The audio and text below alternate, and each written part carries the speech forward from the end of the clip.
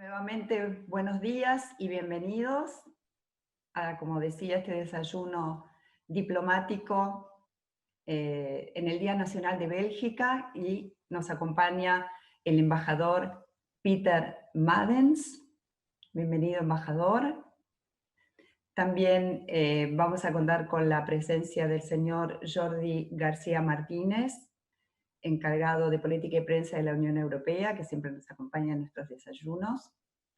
Y hoy también con el señor Matthias Schweiger, que es el presidente del Club Europeo y también presidente del Club Alemán.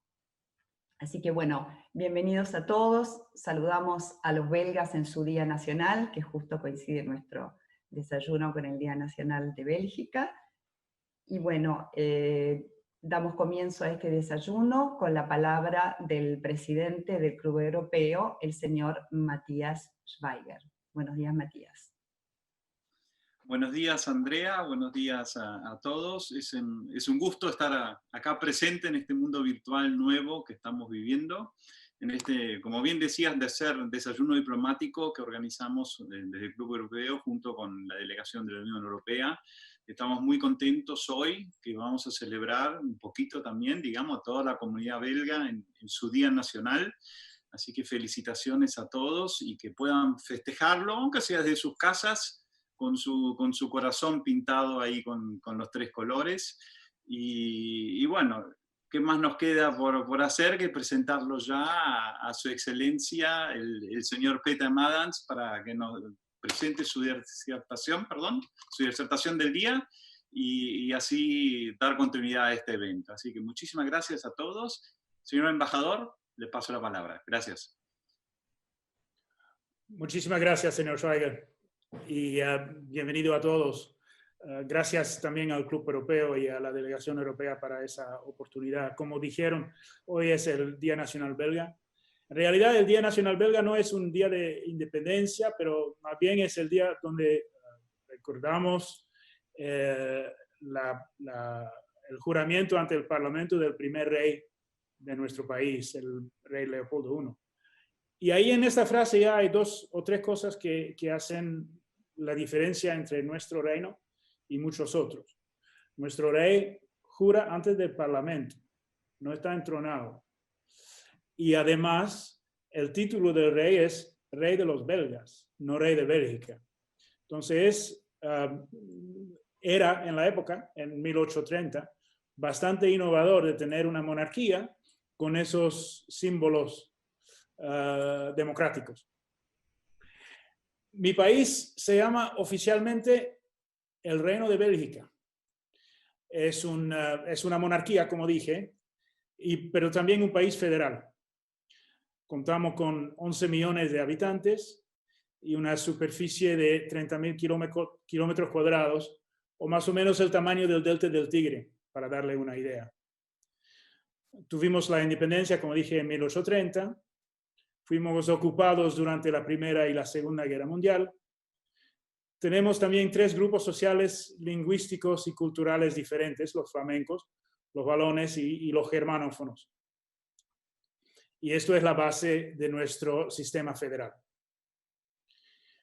Después de la última guerra, hemos conocido un crecimiento y desarrollo económico bastante exitosos y somos un modelo de democracia liberal en Europa y en el Occidente. El primer artículo de la Constitución belga dice que Bélgica es un estado federal compuesto de comunidades y regiones. En sus áreas de competencia, los organismos subfederales tienen todo el poder de tomar decisiones, sin intervención del nivel federal. Todo lo que tiene que ver con la persona, como miembro de una comunidad, como por ejemplo educación o política cultural, todo eso está arreglado por las comunidades, y todo que tiene que ver con intereses económicos regionales, por ejemplo la gestión del territorio, la infraestructura, la agricultura, etc., cae bajo la competencia de los organismos regionales. El Estado central, o en la terminología de la Constitución Federal, maneja lo que tiene que ver con relaciones internacionales, con la defensa, la justicia, las finanzas, la seguridad social, etc. En sus materias de competencia, las comunidades y las regiones también llevan las relaciones internacionales. Todo eso parece bastante complicado y de verdad que lo es. Nos cuesta manejar el sistema federal belga, nos cuesta en términos financieros y también, por supuesto, en términos de imagen. Pero siempre se debe tener presente algo cuando piensa en Bélgica. Aún teniendo divisiones similares a otros países del mundo, nosotros nunca hemos tenido guerras civiles o violencia excesiva. Y si un sistema complicado es el costo de la paz, me parece que vale la pena pagarlo. Bueno, Bruselas es la capital de facto de la Unión Europea. Y no sé si saben, pero es bastante divertida la razón por la cual las más importantes instituciones europeas están basadas en Bruselas. Cuando los 6 países miembros originales tuvieron que decidir dónde instalar sus instituciones, primero decidieron que no iba a ser en uno de los 3 grandes países de la entonces Comunidad Económica, Francia, Alemania o Italia. Y Bruselas no era más nada que la capital del primero de los 3 pequeños países, Bélgica, Luxemburgo, Países Bajos, en orden alfabético. Más nada. Bueno, pero mientras tanto, tenemos la comunidad diplomática más grande del mundo, son 50 y pico mil personas que tienen estatus diplomático en Bruselas, y el segundo mayor cuerpo de corresponsales internacionales.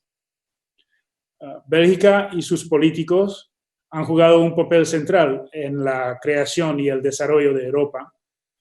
Entre Paul Henri Spaak, Leo Tindemans o Herman Van Rompuy, los políticos belgas han contribuido a todos los grandes avances en el proyecto europeo.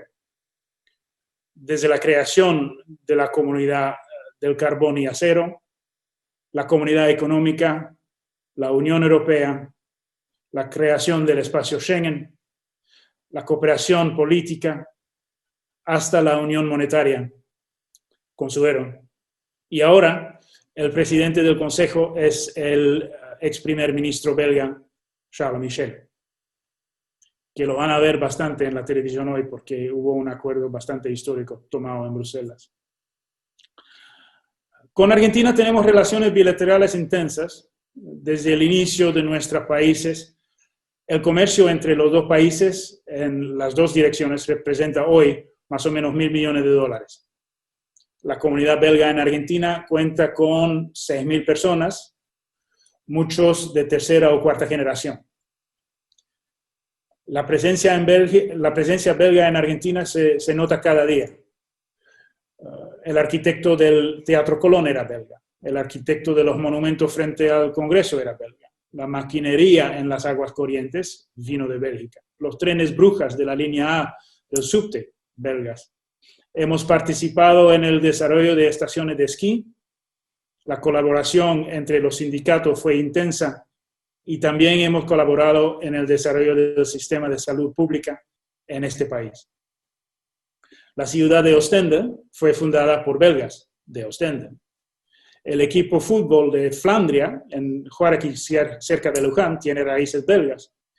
Y ya hace 25 años, desde que el dragado del río Paraná y el río de la Plata viene siendo hecho por una empresa belga. Bueno, hasta aquí la charla, como diría, clásica en estos desayunos. Pero los que me conocen saben muy bien que quizá no soy una persona que me quedo con lo que se esperaba, que me quedo en mi cajita, con la manera clásica de hacer las cosas. Siento la necesidad de hablar de otra cosa y este foro me parece sumamente apropiado para hacerlo. Gracias al Club Europeo para brindarme la oportunidad y gracias a todos ustedes para su participación hoy. quiero hablar de un asunto de actualidad, algo que sucedió recientemente en mi país, en el mundo entero, que creo resultará significativo y no solo en Bélgica, sino que será un ejemplo para muchos. Algo más tópico, más emocional y tal vez, ciertamente más importante. Estamos viviendo los meses más extraordinarios en una generación. Nosotros, los baby boomers, hemos sido los más afortunados, los más ricos, pero quizás también la generación la más egoísta en la historia de la humanidad. Mi abuelo nació en el 1900 y tuvo que contribuir a la reconstrucción de Bélgica 2 veces antes de sus 45 años. Mi padre conoció la guerra cuando era niño, pero él y su generación construyeron las organizaciones y sistemas para garantizar la paz y compartir la riqueza entre todos.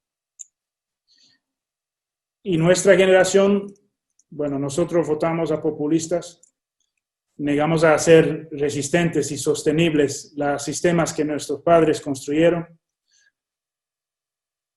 Sin embargo, somos nosotros, la generación que ha tenido que manejar, sobrevivir, enfrentar una pandemia mundial. Usamos cinturones de seguridad en nuestros automóviles, pero el distanciamiento social o el uso de tapaboca se convierte en un problema de libertad personal, en lugar de responsabilidad social. Y la cuarentena es una carga más que una medida de seguridad y protección. Las generaciones anteriores a nosotros pasaron semanas en sótanos con bombas cayendo sobre sus casas.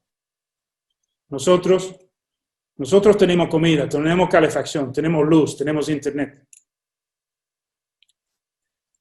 Bueno, la reacción sobre todo de todo eso ha sido bastante emocional. Es un desafío, claro que sí. Pero fue en ese mundo, el 25 de mayo, en Minneapolis, en los Estados Unidos, que un tipo que se llamó George Floyd fue arrestado y murió. Una cuestión fundamental volvió a surgir. Un movimiento moderno, Black Lives Matter, volvió con toda su fuerza.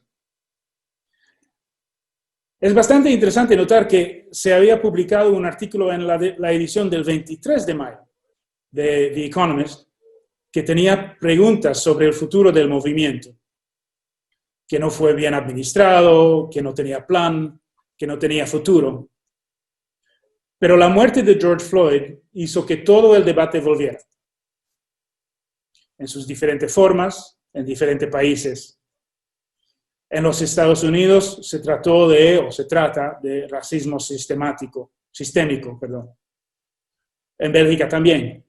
Pero gran parte del debate en Bélgica se concentra en nuestro pasado colonial, en el rey Leopoldo II y en nuestras relaciones con la República Democrática del Congo.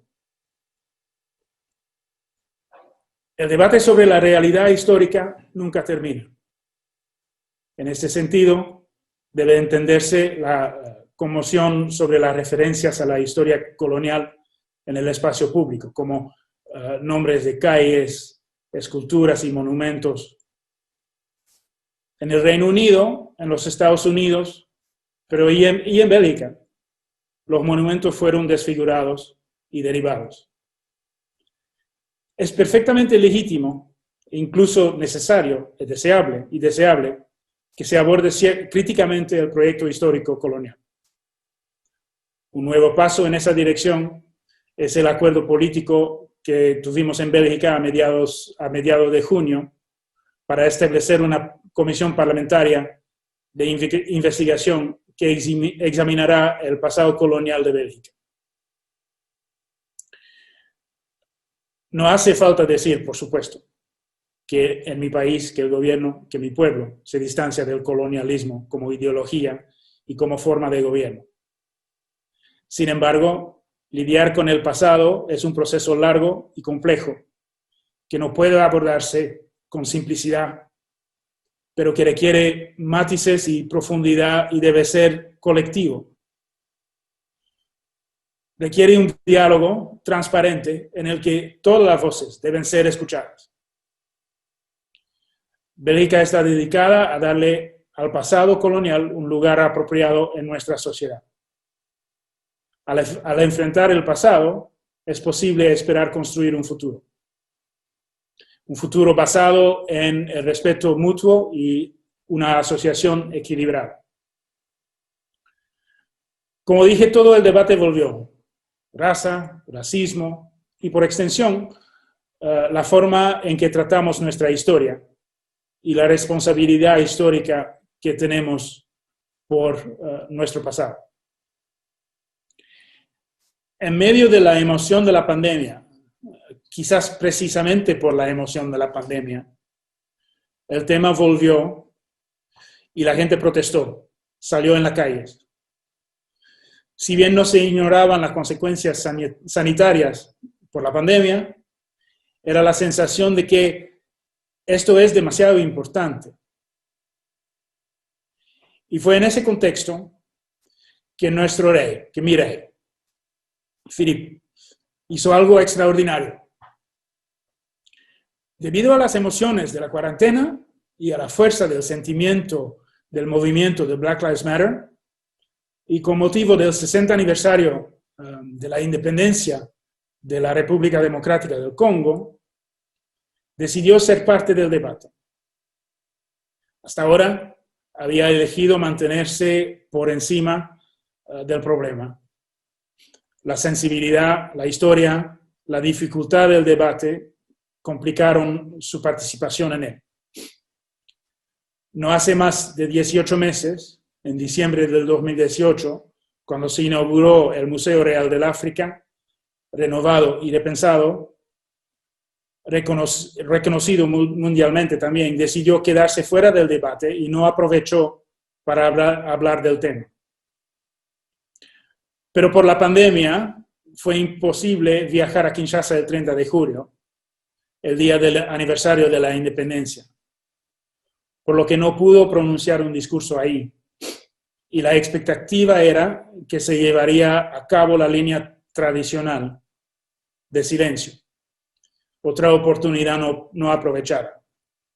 Pero, ¿sabe? Uno de sus rasgos más impactantes del rey es su sensibilidad por lo que se está desarrollando en nuestra sociedad. En lugar de viajar o permanecer en silencio, el rey Felipe eligió escribir una carta al presidente Tshisekedi. Permítame citar algunas líneas, y cito: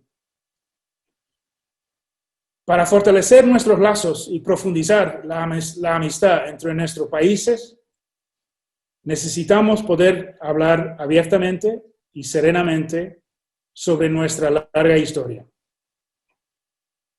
Esa historia compartida consta de logros comunes, pero también de episodios dolorosos. En la época del Estado Libre del Congo hubieron actos de violencia y atrocidades que continúan pesando en nuestra memoria. Durante el periodo colonial posterior, también se infligió sufrimiento y se infligieron humillaciones. Sigo expresando mis más profundos remordimientos por esas heridas. Las heridas pasadas, que son dolorosamente tangibles, nuevamente hoy, a través de actos de discriminación, todavía son demasiado fuertes en nuestra sociedad. ¿Seguiré luchando contra todas las formas de racismo? Animo la reflexión que se está iniciando en nuestro Parlamento para finalmente llegar a un acuerdo con el pasado. Fin de citación. El debate que estamos teniendo en mi país es nuestro debate. La forma en que trataremos nuestro pasado y construiremos nuestro futuro. Nuestra forma de abordarlo puede quizás no ser apropiada para otros países, pero tenemos los mismos problemas en otros en otras partes de Europa. Windrush en Reino Unido. Inmigración surinamense en los Países Bajos. Argelinos en Francia. Descolonización argoleña o mozambiqueña.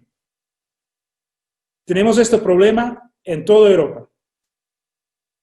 Si bien siempre hemos tenido fuertes lazos con nuestros socios en el sur global, el primer tratado de cooperación con lo que se conoció como los países ACP data de cuando todavía había solo 9 miembros en la Comunidad Europea.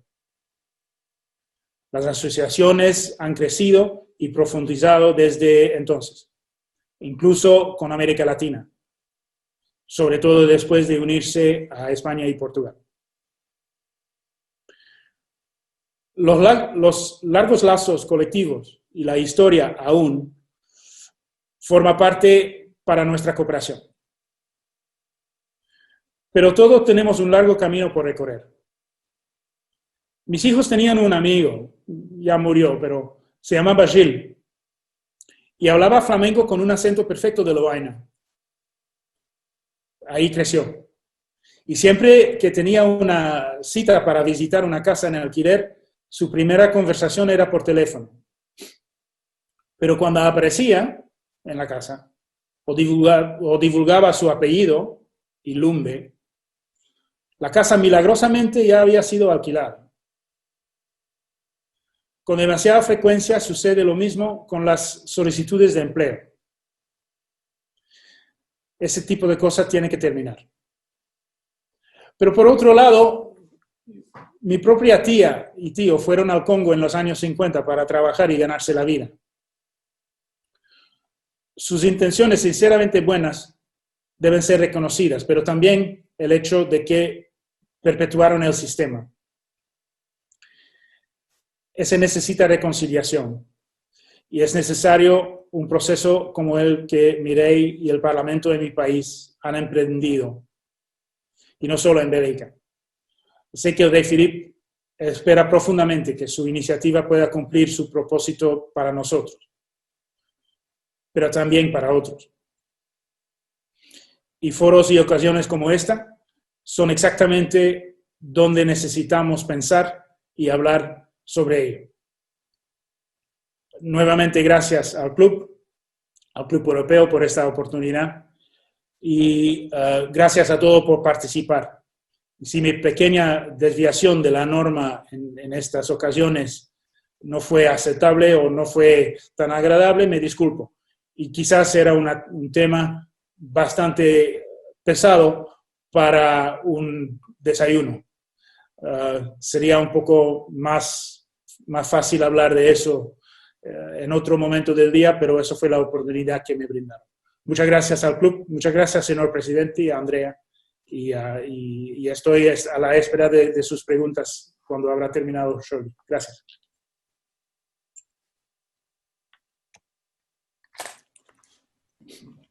Bueno, muchísimas gracias, señor embajador, por su interesantísima exposición. Desde ya que no hay nada que disculpar, todo lo contrario, son temas que a nosotros como comunidad europea nos interesan, nos preocupan y nos apasionan desde ya. Así que muchísimas gracias nuevamente.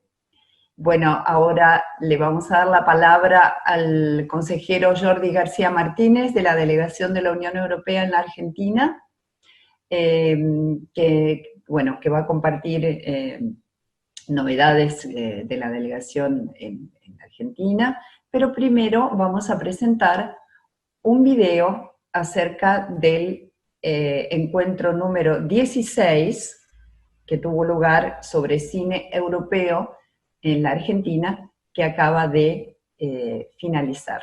Así que vamos a ver esa proyección y después va a hablar el señor Jordi García Martínez. Por favor.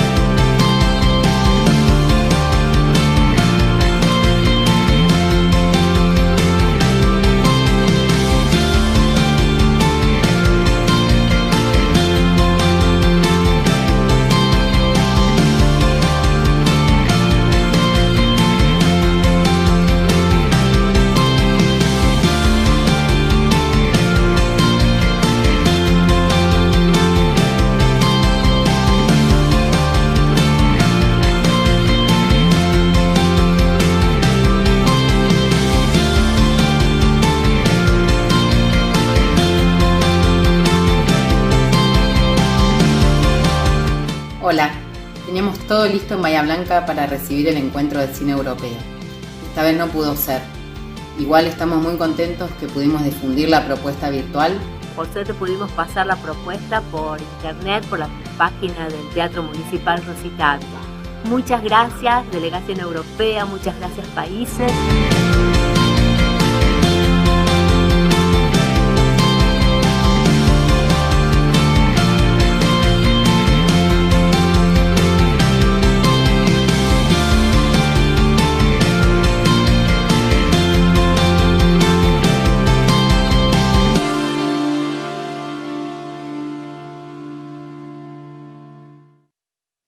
Hola, buen día a todos. Un gusto estar aquí con ustedes hoy. Primeramente quería agradecer a Andrea, al presidente del Club Europeo, el señor Speiger, y sobre todo al embajador de Bélgica, al señor Madens, por su participación y por su intervención tan interesante y tan diferente como él mismo ha dicho. Y además felicitar a Bélgica en su día. Yo mismo, aunque soy español, me considero también un poquito belga porque estuve viviendo allí casi 19 años, así que es mi segunda patria. Un país que amo y en el que siempre me he sentido como en casa. Un país muy, muy, muy acogedor. Que no por nada acoge precisamente a las instituciones de la Unión Europea. Y precisamente el primer tema sobre el que quería hablar era ese acuerdo que mencionó rápidamente el embajador, que ha ocurrido esta mañana allí en Bruselas, sobre las perspectivas financieras, básicamente el presupuesto de la Unión Europea para los próximos 7 años. Y bueno, esto que parece algo muy técnico y un poco árido, es en el fondo una gran noticia, porque han estado los líderes europeos de 7 países negociando durante 4 días, realmente 4 días casi sin salir de una sala de reunión, para conseguir este acuerdo. Y es un acuerdo muy importante porque no solo determina el presupuesto para los próximos 7 años de la Unión Europea, sino que crea por primera vez unos fondos nuevos de recuperación económica para salir de la crisis que ha causado el COVID, en la que hay una serie de préstamos y subvenciones que son completamente nuevos en la historia de la Unión Europea. Son unos montos muy importantes, 750.000 millones de euros, más un presupuesto a largo plazo de 1 billón de euros, trillion en inglés. Es muchísimo dinero y bueno, es una gran noticia que haya habido acuerdo de todos los líderes para esto, porque al principio las posiciones de unos y otros no eran las mismas, pero es un buen augurio que la Unión Europea, incluso en estos tiempos complicados, consigue ponerse de acuerdo.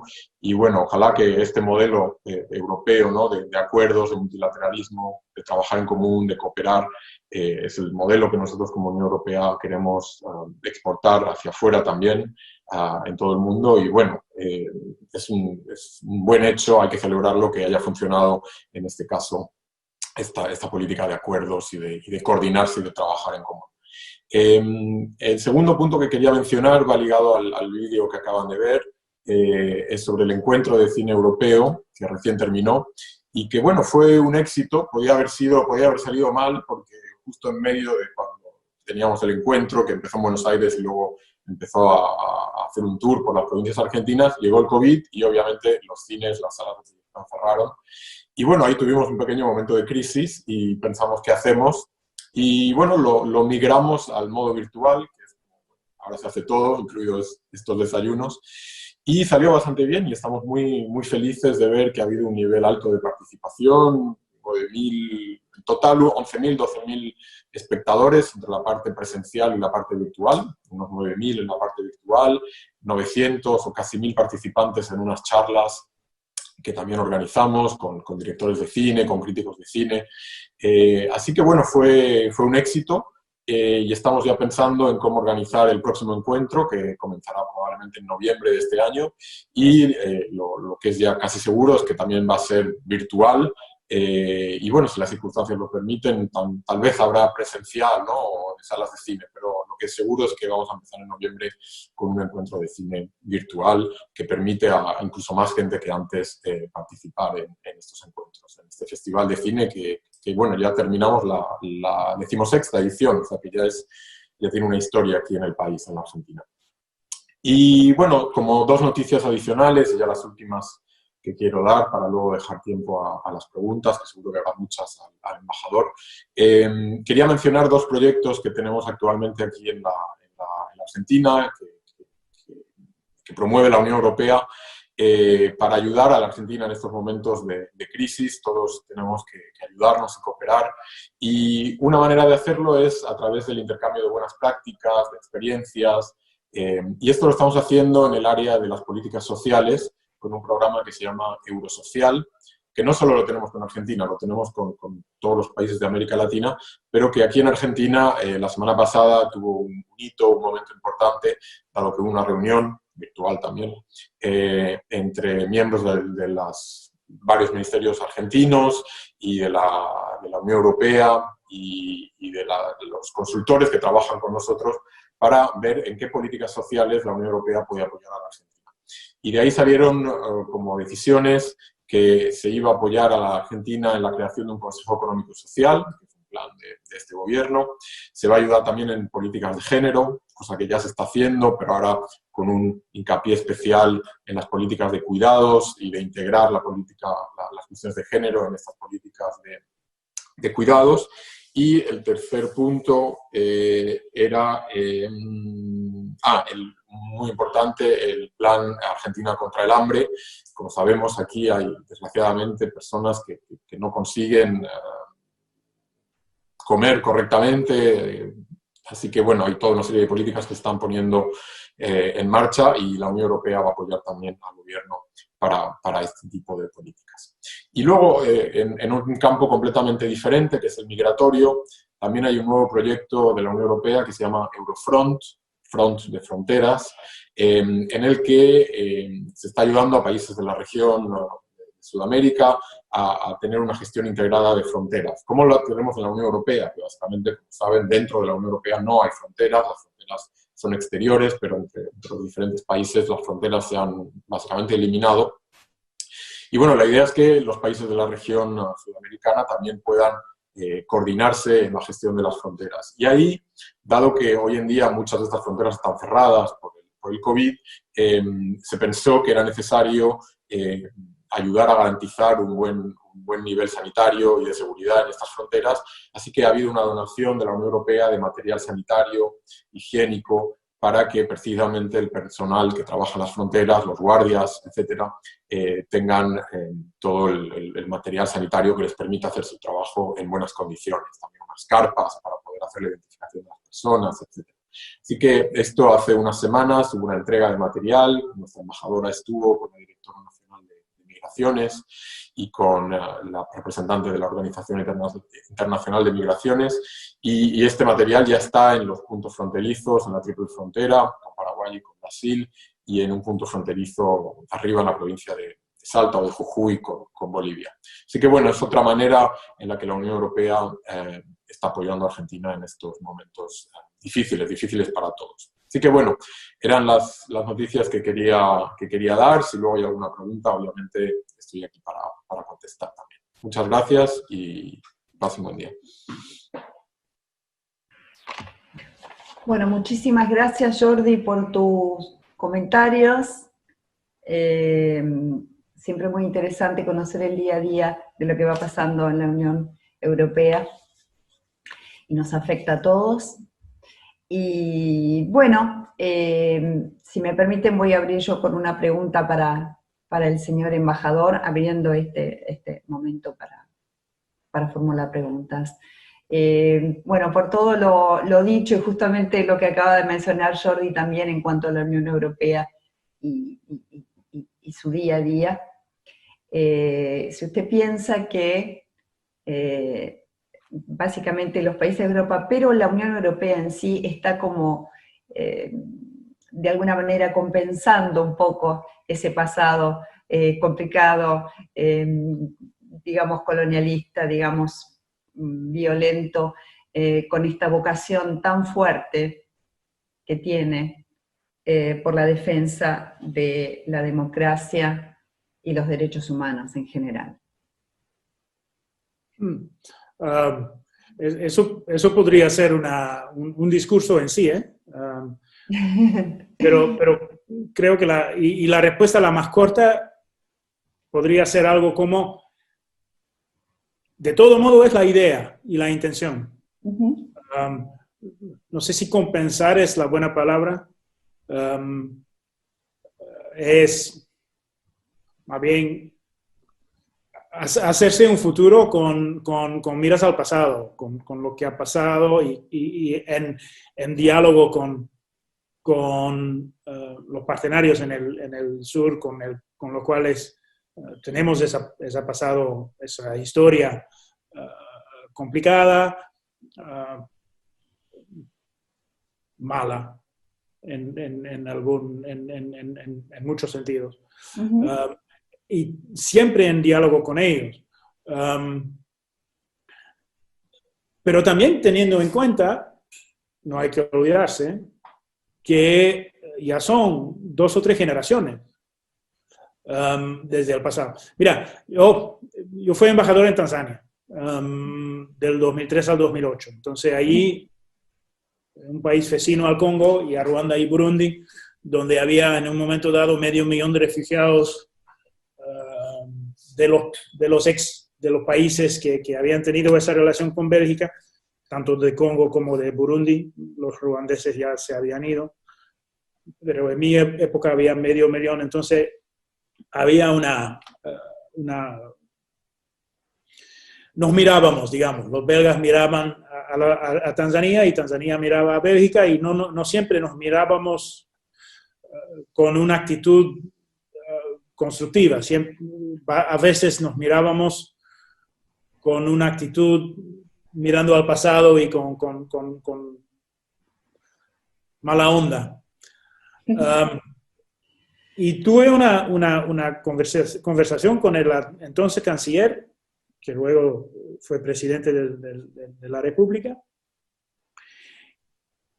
Y en la conversación, no sé, sí lo sé, pero no importa, porque llegué a decirle, mira, señor presidente, disculpe, pero yo nací después del 30 de junio de 1960. En mi discurso había hablado del 30 de junio de 60, que era el día de la independencia del Congo. Uh-huh. Cuando yo le dije, yo nací después del 30 de junio 60, lo vi en sus ojos, que se dio cuenta que llegó una otra generación uh-huh. al poder en los países europeos. Llegó una generación por la cual el periodo colonial es historia. No lo han vivido, no han tenido responsabilidad personal.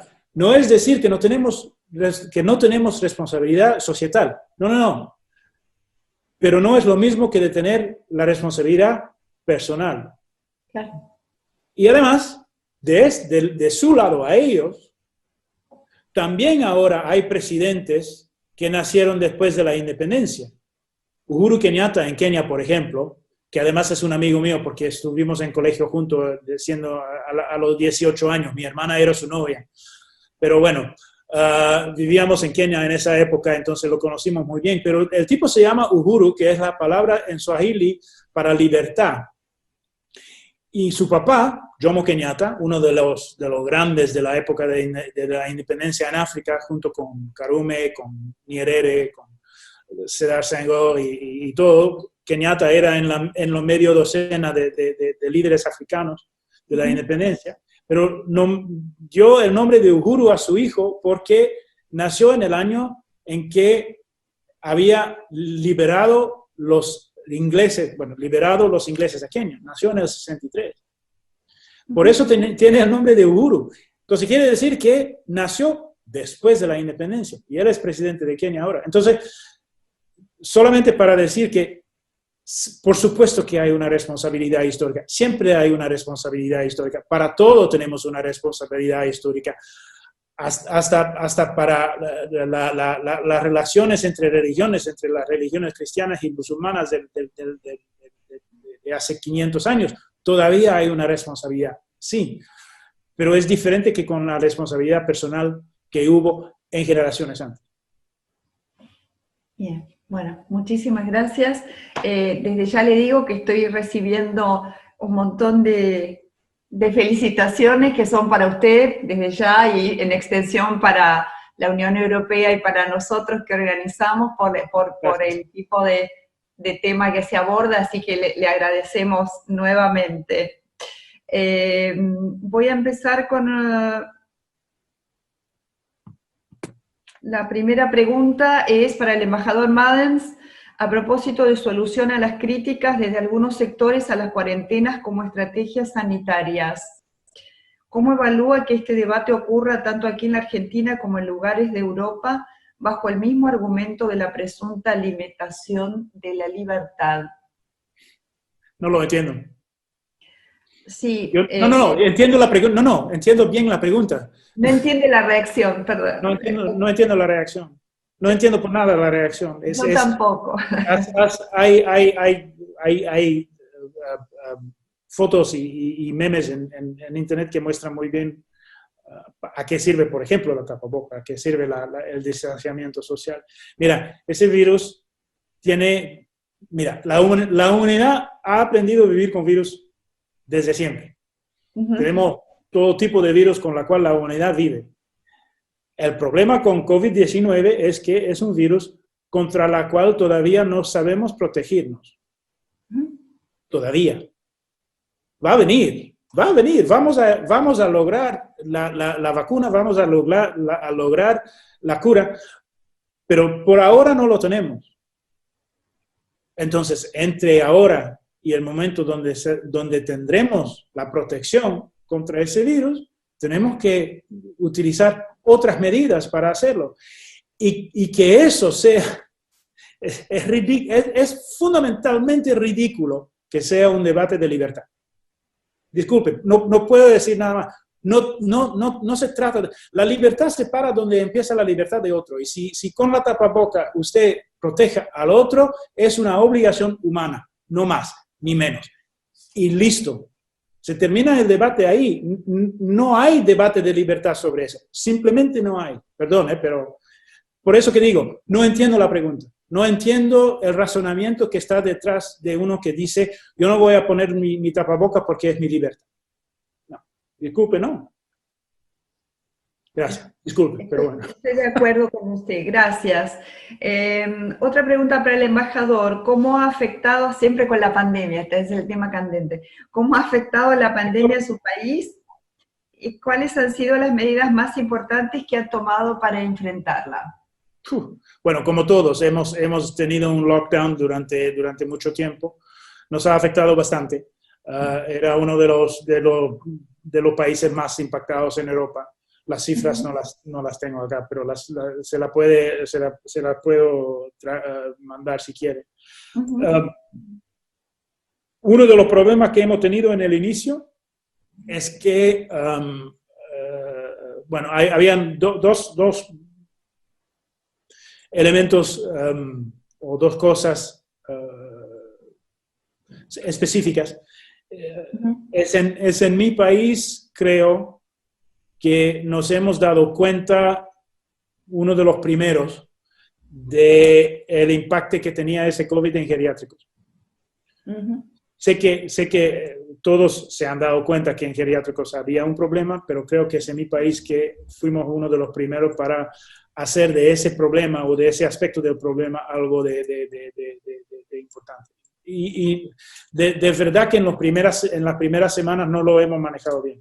No nos hemos dado cuenta de que en los geriátricos también tuvo que haber sistemas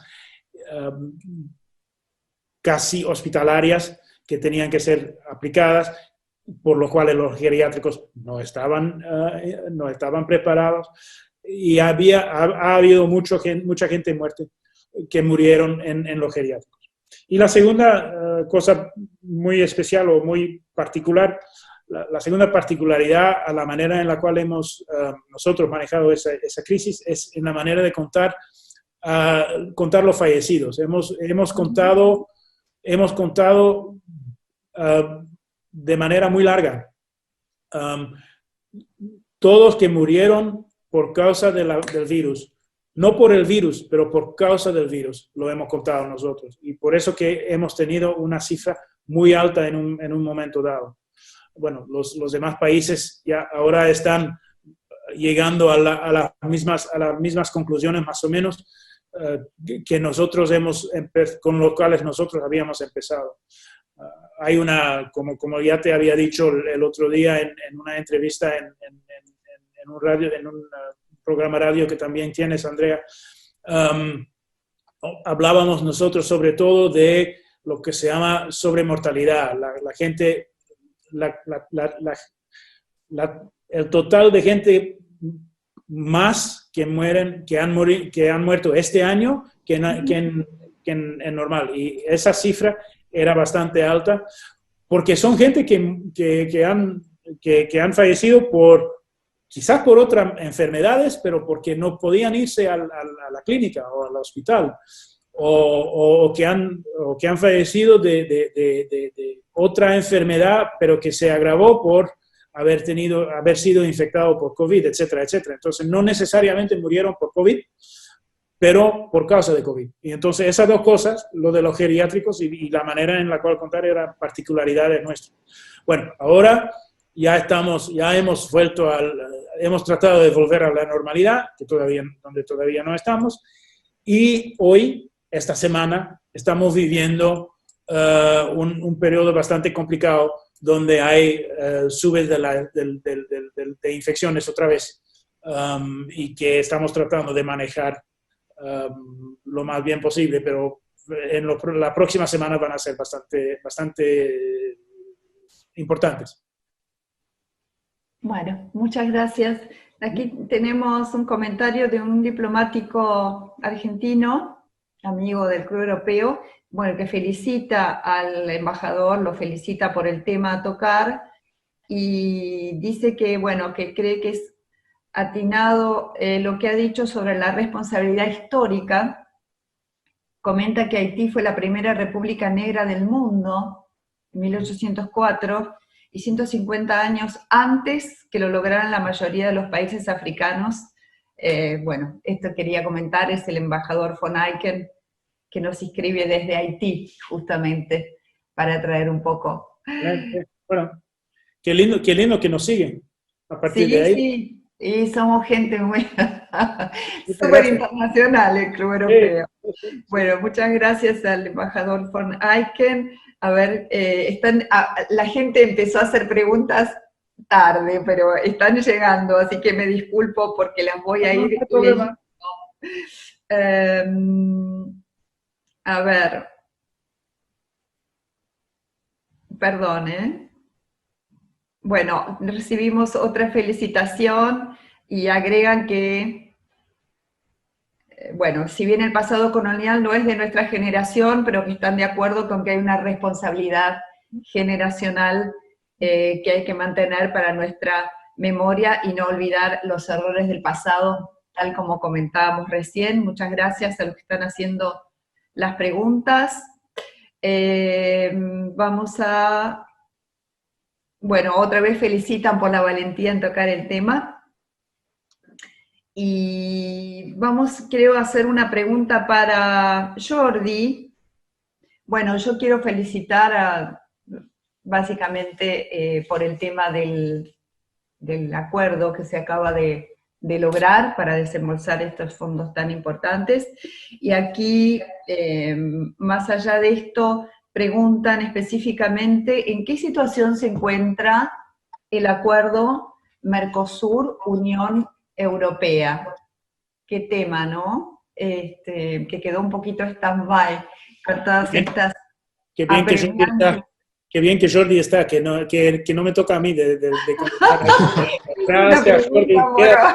Un poco en un momento delicado.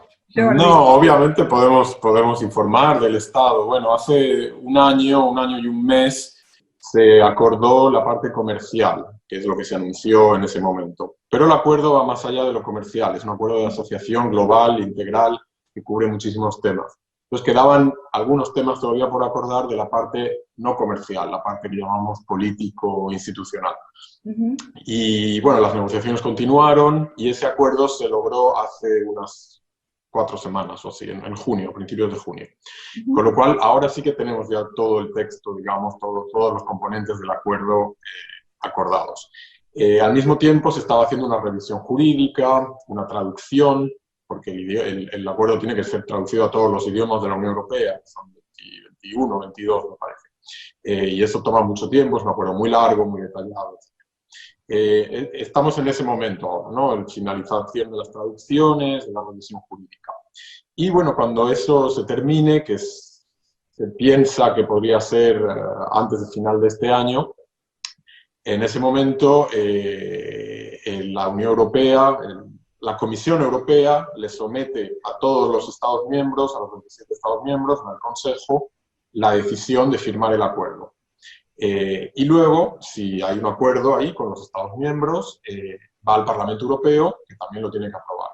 Y también, obviamente, va a los parlamentos de los 4 países del Mercosur. Y ahí veremos qué ocurre, porque sabemos que tanto en los países, en particular en Argentina, es donde hemos visto que tal vez hay más voces que critican algunos elementos del acuerdo, pero también hemos visto que en la Unión Europea hay algunos parlamentos nacionales que ya se han pronunciado como que no están conformes con todos los elementos del acuerdo. Así que vamos a tener un momento muy interesante de debate y bueno, nosotros como delegación vamos a intentar explicar el acuerdo, aunque aquí obviamente en Argentina corresponde a las autoridades argentinas explicarlo, a la población argentina.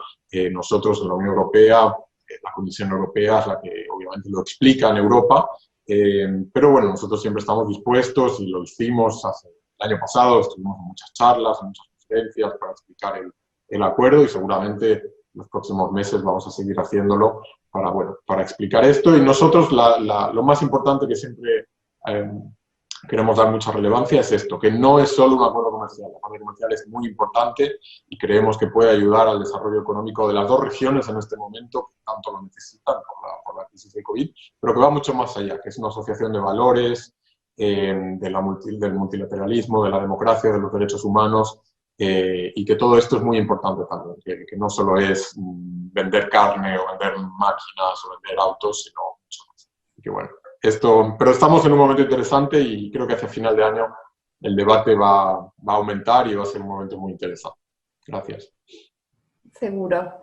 También consultan, Jordi, acerca de en qué líneas más o menos están los programas o proyectos de cooperación en este momento que hay con la Argentina.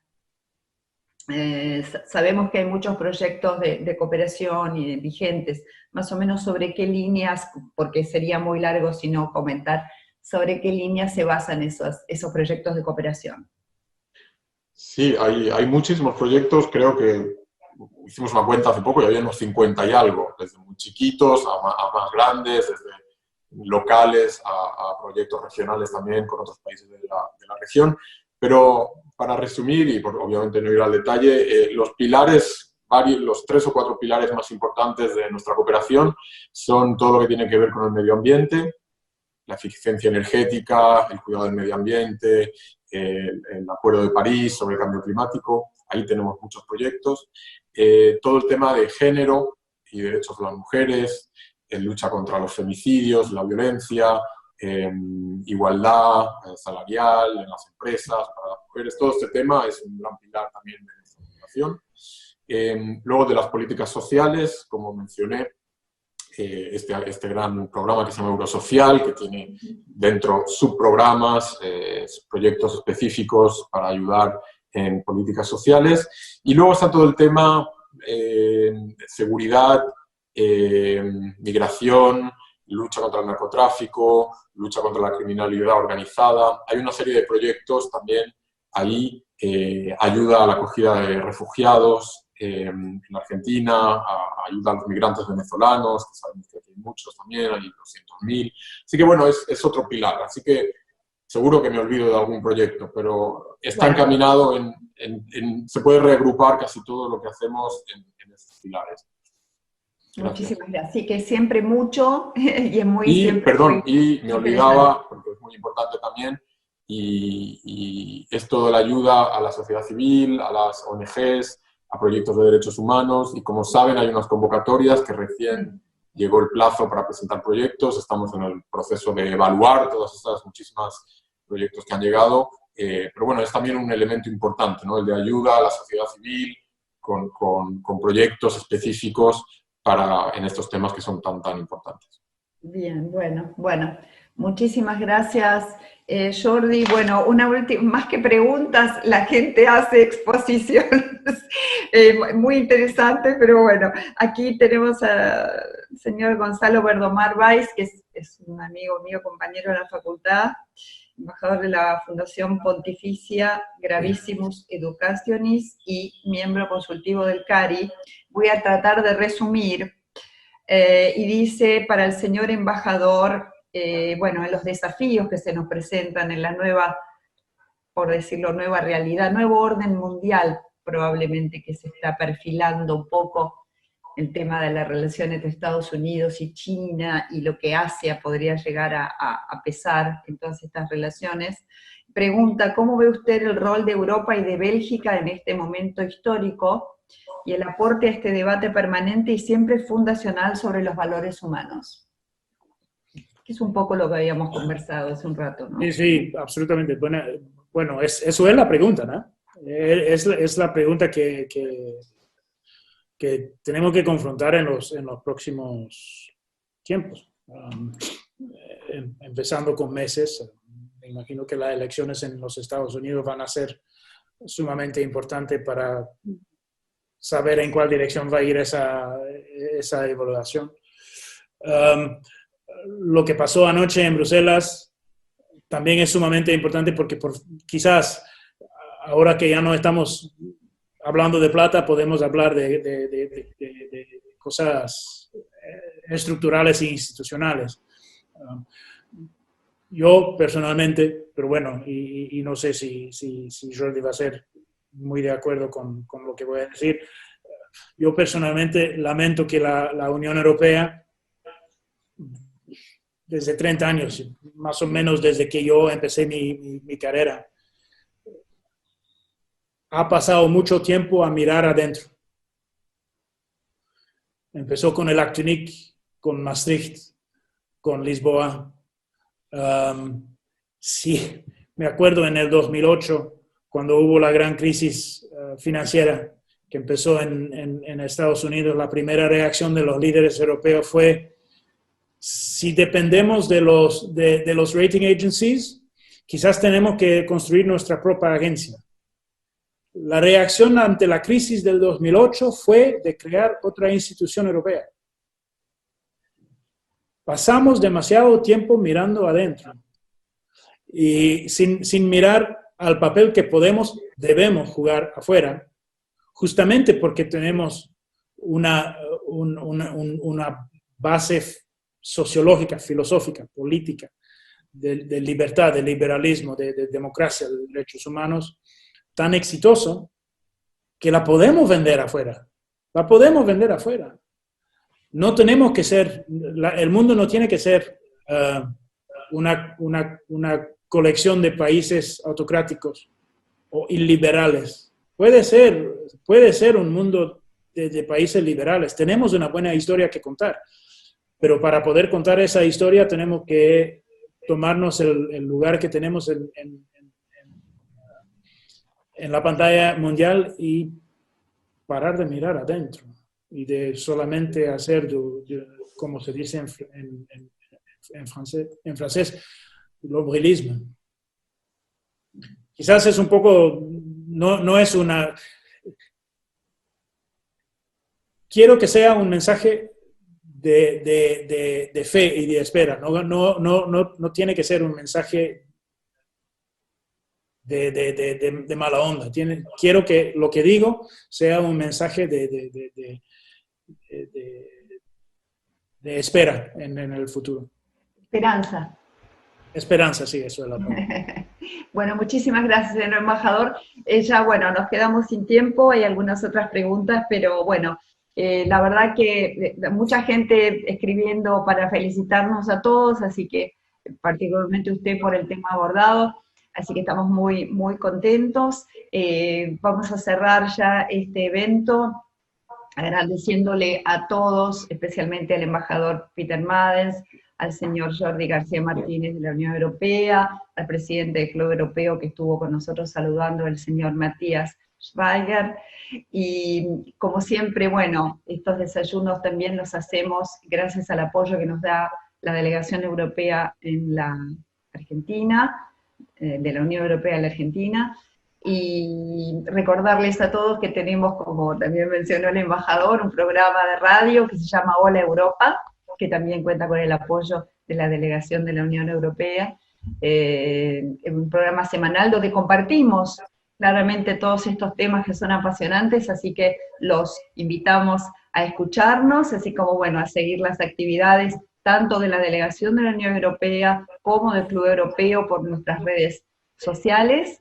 Y bueno, y nada más, los esperamos en el próximo desayuno, que será seguramente en el mes de agosto, y muy probablemente vamos a continuar con esta modalidad de virtual o a distancia hasta fines de año, ¿no? Así que bueno, muchas gracias a todos nuevamente, y que tengan un muy buen resto del día, y hasta la próxima. Gracias.